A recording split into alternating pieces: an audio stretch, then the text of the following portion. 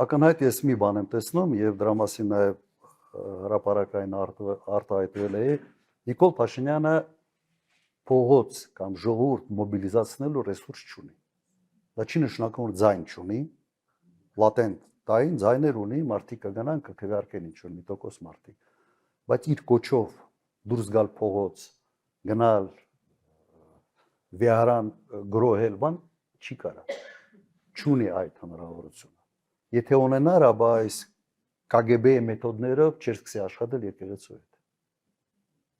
Այդ համարձակությունը չունեցավ, հասկանալով, որ սա ավելի պրոբլեմային է եւ փորձեց աշխատել ճիշտ այնպես, ինչպես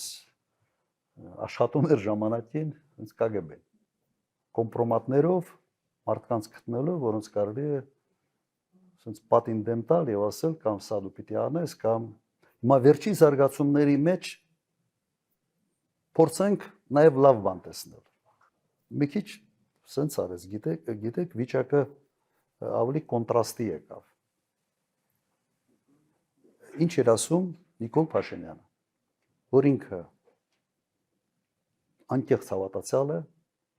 եւ ինքը պայքարում է հայ առաքելական եկեղեցու մաքրության համար։ Սա էր, չէ՞, ասենց մեջբերում չի, բայց սա է իր բացատրությունը։ Եվ ինքը դա անում է որպես պարզ քաղաքացի հավատացյալ։ Հիմա եթե դու դա անում ես այն մարդկանց միջոցով, որոնք նաև եկեղեցական շրջանակներում ամենից վարկաբեկվածն են, դա է քո պայքարի ձևը եկեղեցու մաքրության համար։ Այդ տեսանկյունից ես կարծում եմ այն պատկերը, ինչ որ մենք տեսանք, ինքը քանդեց այն բացատրությունը, որով ինքը փորձում էր ներկայացնել իր շարժարիտները։ Ինքը ուղղակի ցույց տվեց, որ դա ոչ թե պայքար է կոնկրետ մարդկանց դեմ, սա պայքար է հայ առաքելական եկեղեցու դեմ։ Հիմա ասենց մեծ հաշվով ինչի համար է սա անում։ Ես ռացիոնալ բացատրություն, շատ անկեղծ ասեմ, չեմ տեսնում ռացիոնալ բացատրություն։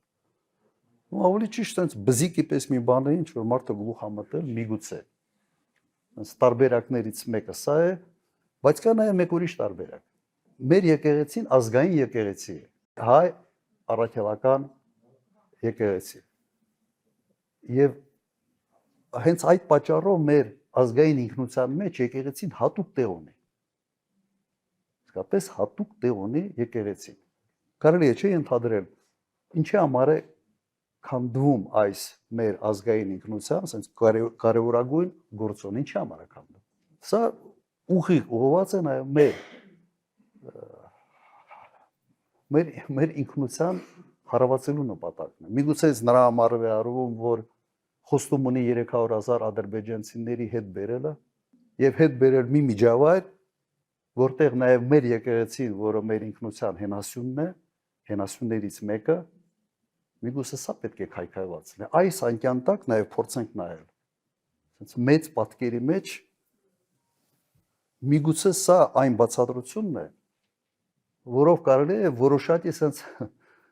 ողջամտություն գտնել այն քայլերի մեջ, որը ինքը անում է այսօր, որովհետև էլեկտորալ տեսանկյունից հաստատ դա իրեն ոչինչ չի տալիս, հաստատ։ Կա նաև sense խառնված մարդու ամեն ինչ պետք է sense խառնի։ Ինքը չի կարող հանգիստ նստի, ամեն ինչ։ Եվ այդ խառնվածքը միգուցե հապագա